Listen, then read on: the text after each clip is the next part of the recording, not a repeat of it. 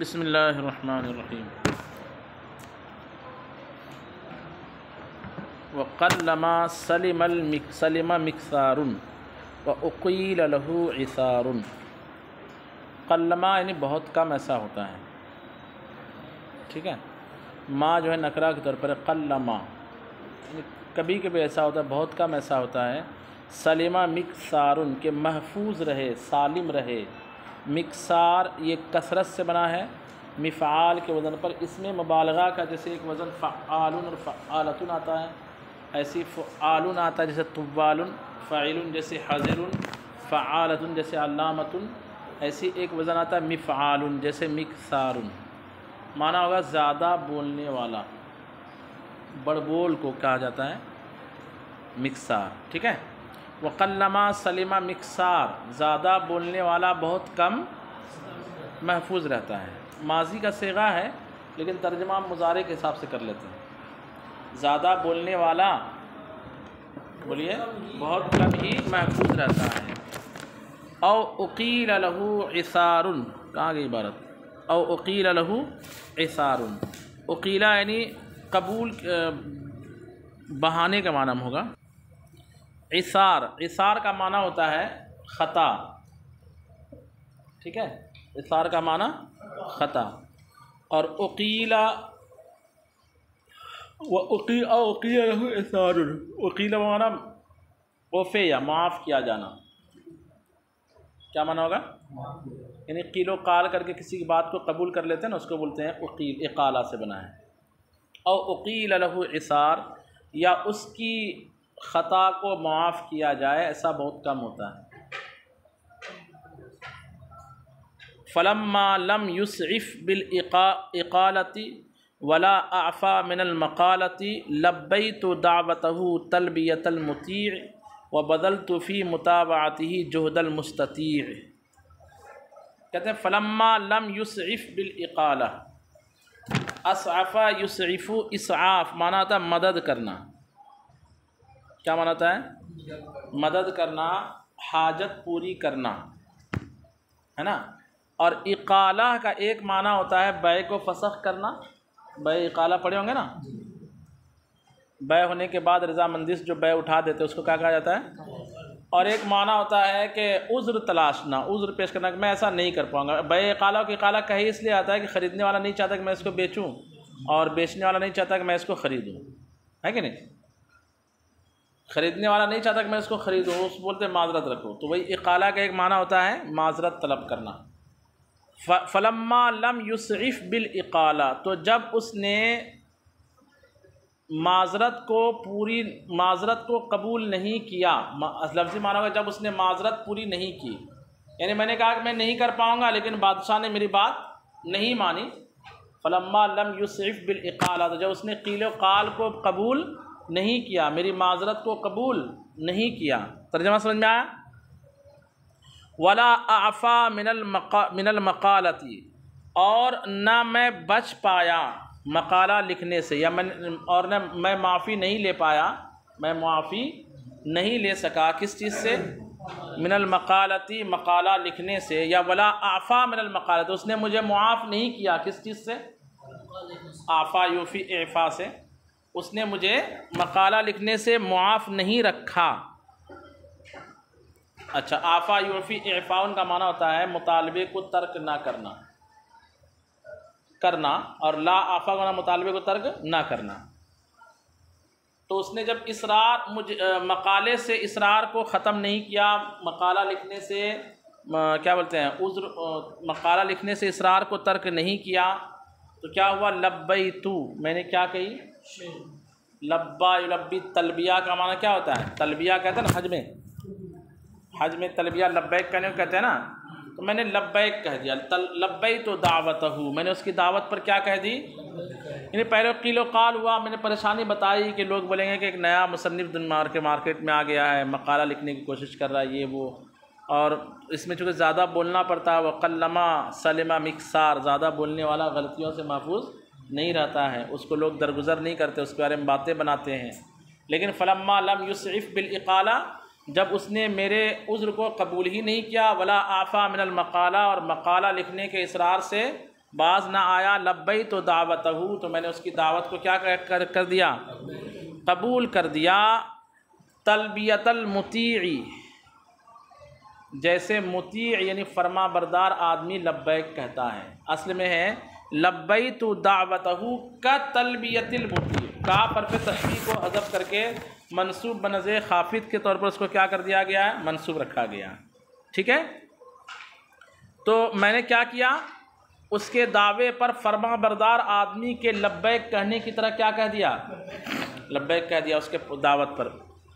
وَبَذَلْتُ فِي مُتَابَعَتِهِ جُهْدَ الْمُسْتَطِيعِ، بذلت اور میں نے خرچ کیا، فی متابعته، متابعت کیسے ہیں؟ کہتے ہیں کسی کام کی پیروی کرنے کو، کسی کام کی کسی کام کو بجا لانا، پیروی کرنا، یہ تابعت متابعت، اور اس کی پیروی کرنے میں نے خرچ کر دی کوشش، جہد المستطیع، مستطیع کے کوشش کی طرح۔ مستطیع کہتے ہیں جو آدمی کوئی کام کر سکنے کی حد تک کرے، استطاعت کی حد تک، ہے نا، جتنا کر سکتا ہے اتنا جب کوئی کام کرتا ہے تو اس کو کہا جاتا ہے مستطیع، جتنی طاقت ہے۔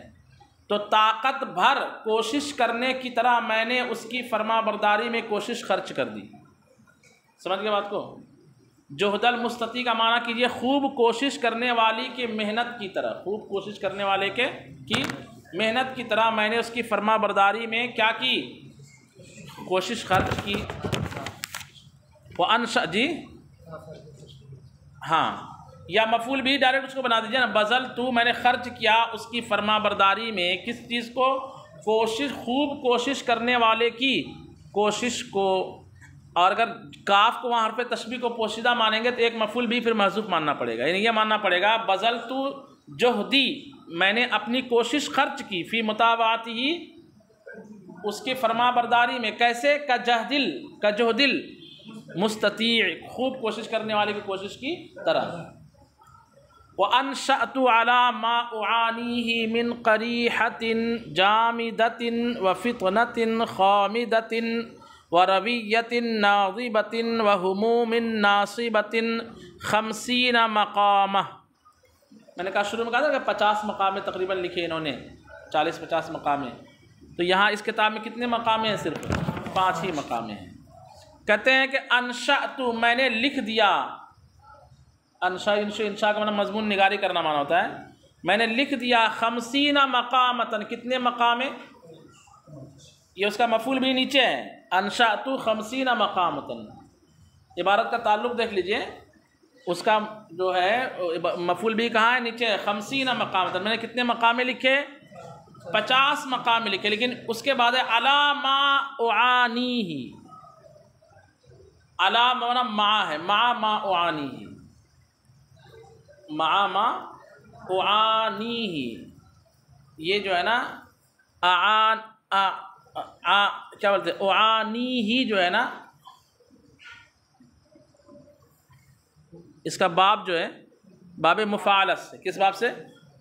باب مفاعلت سے۔ دیکھیں نیچے دیا علی بمعنی ما، دیکھیں ہے یہاں پہ بھی دیا ہوا ہے، باوجود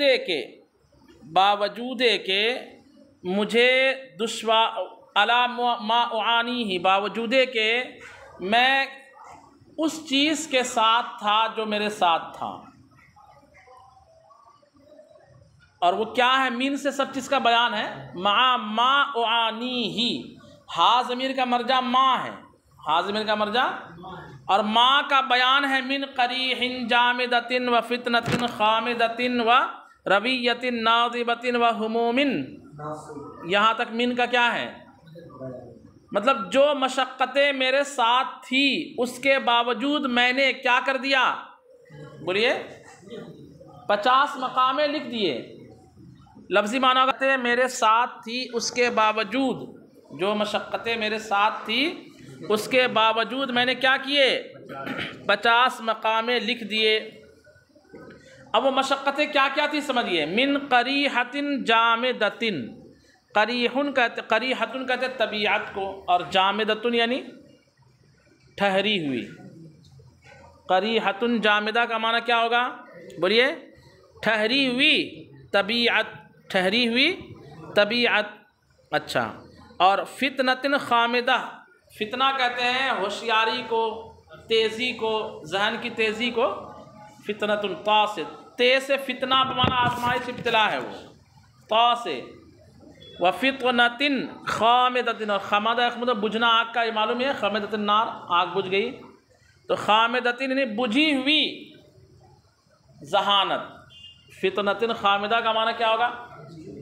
بجھی ہوئی ذہانت، یعنی ذہانت ایک ہوتا ہے نا کبھی آدمی کا مائنڈ فریش رہتا ہے تو اس وقت کام اچھے سے بندہ کرتا ہے، لیکن جس زمانے میں نے 50 مقامے لکھے تو طبیعت بھی بوجھل تھی ہے نا، اور من قریحۃ جامدہ، طبیعت بالکل ساکت تھی، کچھ کرنے کا من نہیں کر رہا تھا، فتنۃ جامدہ، طبیعت بجھی ہوئی تھی، ورویۃ ناظبہ، ناظبۃ کا معنی ہوتا ہے، رویۃ کا معنی ہوگا فکر خیال، کیا معنی ہوگا؟ فکر و خیال، اور ناظبہ کا معنی ہوتا ہے سوکھا ہوا، جو جفہ جفو کا معنی ہوتا ہے سوکھے ہوئے خیال کے ساتھ، خیال سوکھ جاتے، اس کا مطلب کیا؟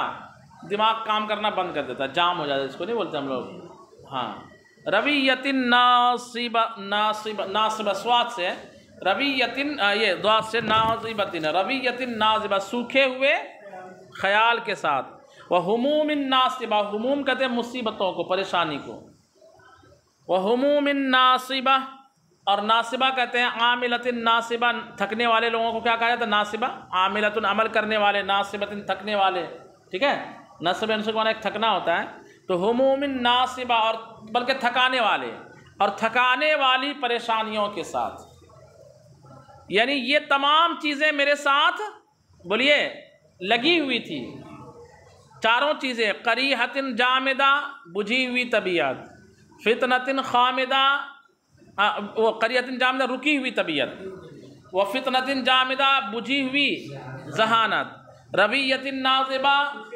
سوکھے ہوئے خیالات، ہموم ناصبہ تھکا دینے والی مصیبتیں، یہ سب کے باوجود میں نے کیا کیا؟ انشأت 50 مقامات، میں نے 50 مقامے لکھ دیے، تحتوی علی جد القول و ہزلہ، جو مقامے، ایسا نہیں کہ میں نے اتنی بوریت میں اور ایسے ماحول میں نے مقامے لکھے تو اس میں کوئی مزہ نہیں ہے، اس میں کوئی خوبی نہیں ہے، اور بجھی ہوئی طبیعت تھی، اور جو خیالات جو کیا تھے؟ سوکھے ہوئے تھے، اور پریشانیاں تھکا دینے والی تھی، تو میں نے کچھ بھی لکھ دیا اٹھا کر کے، ایسا نہیں ہے، تحتوی جو مشتمل ہے، وہ ہر مقامہ مشتمل ہے، علی جد القول، وقت ہو گیا ہے کیا؟ علی جد القول و ہزلہ، علی جد القول، عمدہ اور سنجیدہ اور مذاق کی باتوں پر، جد القول کہتے ہیں سنجیدہ بات کو، جد قول کا مطلب کیا ہوتا ہے؟ قول، جد کا معنی سنجیدگی، جد القول کا معنی ہوگا بات کی سنجیدگی، اور ہزل کہتے ہیں مذاق بازی کو، بات کی کا مذاق پن، ہزل کا معنی مذاق پن، تو یہاں اس طرح ترجمہ نہیں کریں گے بلکہ ترجمہ کریں گے جو مشتمل ہے سنجیدہ باتوں اور مذاق والی باتوں پر، یعنی اس کتاب میں آپ کو اوریجنل قصے بھی ملیں گے اور خیالی بنے ہوئے قصے بھی ملیں گے، جو اوریجنل قصے ہیں ریئل میں اس کو نام دیا ہے جد القول سے، اور جو بناوٹی قصے ہیں اس کو کس سے نام دیا ہے؟ ہزل القول سے، بات سمجھ میں آئی؟ جد القول کا معنی کیا کریں گے؟ سنجیدہ بات، اور ہزل القول کا معنی کریں گے مذاق کی بات، ورقیق اللفظ وجزلہ، اور ہلکے پھلکے اور بھاری بھرکم الفاظ پر، رقیق اللفظ کا معنی کیا ہوگا؟ ہلکے پھلکے الفاظ، وجزلہ، اور معنوی اعتبار سے کیا ہوں گے وہ؟ بھاری، جزل کا معنی ہوگا بھاری، اجر جزیل بولتے ہیں نا، بھاری اجر عطا فرمائے، اجر جزیل، صبر جمیل، اجر جزیل، ہے نا، اور جسامت جزالہ، جزالہ کہتے ہیں عظیم جسامت، بڑی ڈیل ڈال ہو تو جسامت و جزالت بولتے ہیں، تو رقیق اللفظ و جزلہ، باریک ہلکے پھلکے اور بھاری بھرکم الفاظ پر، یعنی لفظ چھوٹے موٹے تو ہے لیکن اس کے معنی کیا ہے؟ بھاری بھرکم ہے، وغرر البیان ودررہ، اور بہترین بیان اور اس کی موتیوں پر، غرر بیان کا معنی ہوگا بیان کی وضاحت، غرر جو ہے الغرہ کی جمع ہے، کس کی؟ اور الغرہ کہتے ہیں گھوڑے کی پیشانی میں جو سفیدی ہوتی ہے نا اس کو الغرۃ کہا جاتا ہے، لیکن بعد میں اس کا مطلب ہو گیا ہر واضح چیز۔ استعارہ کیا کس کس سے کیا جانے لگا؟ پہلے کہتے ہیں کالے گھوڑے کی کالی پیشانی کے بیچ میں جو سفید داغ رہتا ہے نا، دھبا، جو جس سے گھوڑا بڑا خوبصورت نظر آتا ہے، وہی پورا دکھتا ہے گھوڑے میں، اس کے آزو بازو آنکھیں اور بیچ میں وہ چمکتا ہے، اس کو کہتے ہیں غرہ۔ کیا کہتے ہیں اس کو؟ غرۃن۔ بعد میں استعارہ کر لیا گیا کس چیز سے؟ ہر واضح چیز کو کیا کہا جانے لگا؟ جیسے شریعت غراء کہتے ہیں، واضح شریعت کو کیا کہا جاتا ہے؟ الشریعۃ الغراء، یوں کہا الطریقۃ الغراء، اس طرح سے۔ ایسے ہی بیان، غرر البیان کا معنی ہوگا البیان الغراء، مضاف مضاف الیہ معنی موصوف صفت ہے، کیا ہے؟ اگر اضافت والا معنی کریں گے تو معنی ہوگا بیان کی وضاحت، لیکن یہاں مراد ہے واضح بیان، یعنی جو اس میں کتاب میں جو قصے ہیں وہ بالکل کیا ہے؟ واضح ہیں، واضح بیانات پر مشتمل ہے۔ والدرری، اور بیان کی موتیوں پر، الدرو کا جمع ہے دررن، اور اس کی موتیوں پر مشتمل ہے۔ وملح الادب ونوادرہ، ادب کی نمکینی پر مشتمل ہے۔ کس پر مشتمل ہے؟ ملحن کا معنی ملاحت سے بنا ہے، اور الملح کا معنی کیا ہوتا ہے؟ نمک، اور ملح کا معنی نمکینی۔ ملح الادب، ادب کی نمکینی، و نوادرہ، اور اس کے نوادرات پر مشتمل ہے، یعنی ادب کی نایاب باتیں ہماری اس کتاب میں آپ کو ملے گی، ادب کی نمکینی ملے گی، ایسا نہیں کہ مٹھاس مٹھاس آدمی بور ہو جائے، نمکینی ملے گی۔ الا ما وشحتها، ساتھ ہی ساتھ، الا بمعنی ما لیں گے، کیا لیں گے؟ مع ما، ساتھ ہی ساتھ، وشحتها به من الآیات، میں نے وشحا، یشحو کا معنی سجانا سوارنا، وشحتها به، میں نے اس کو جس چیز سے سجایا ہے وہ کیا ہے؟ من الآیات، آیتیں ہیں، وہ کیا ہے؟ میں نے ان مقامات کو جس سے سجایا ہے وہ کیا ہے؟ من بیانیہ، ما بیانیہ کا ہے، من الآیات بیان، یہ سب لفظی معنی ہوگا الا ما وشحتها به، ساتھ ہی ساتھ وہ چیزیں ہیں جس سے میں نے ان کو سجایا ہے، یعنی کیا ہے وہ؟ آیات، جو جس سے میں نے کتاب کو سجایا، یعنی اس میں آیات قرآنیہ ملے گی، ومحاسن الکنایات، اور اچھے اچھے کنایا کی، کنایا سمجھتے ہیں نا، اشارے کنائے میں باتیں کرنا، کنایات ملیں گے۔ ورصعته فيها من الامثال العربیہ، اور میں نے اس کو سجایا، وہی رسائی اور رسی و ترسی کا معنی بھی کیا ہوتا ہے؟ ہاں، موتی پرونا، میں نے اس میں پروئے ہیں، کیا پروئے ہیں؟ من الامثال العربیہ، عربی کہاوتیں، عربی مثل، عربی محاورے۔ امثال عربیہ کا معنی کیا کریں گے؟ عربی محاورے، واللطائف الادبیہ، اور ادبی لطیفے، چٹکلے، ادبی چٹکلے، والاحاجی النحویہ، احجیہ کی جمع ہے احاجی، جس کا معنی تھا پہلی، احجیہ کا معنی کیا ہوتا ہے؟ پہلی۔ احاجی النحویہ کا معنی نحوی پہیلیاں، یعنی قاعدے وغیرہ کی۔ والفتاوی اللغویہ، اور لغوی فتاوے، یعنی لغوی احکام، لغوی فتاوی سے مراد لغت کی باتیں، لغوی فتاوے۔ والرسائل المبتکرۃ، مبتکرہ کہتے ہیں بالکل کرنٹ میں جو رسالہ جاری ہو نا اس کو کیا کہا جاتا ہے؟ نیو، بالکل آج جو چھپ کر کے آئے اس کو مبتکرہ کہتے ہیں، لیٹسٹ بالکل۔ تو رسائل مبتکرہ کو کیسے؟ نئے نئے، بولیے، نئے نئے رسالے، رسالے سے مراد ایسی باتیں جو آپ نے اس سے پہلے سنی نہیں، آ چکے ہیں۔ صلو علی الحبیب۔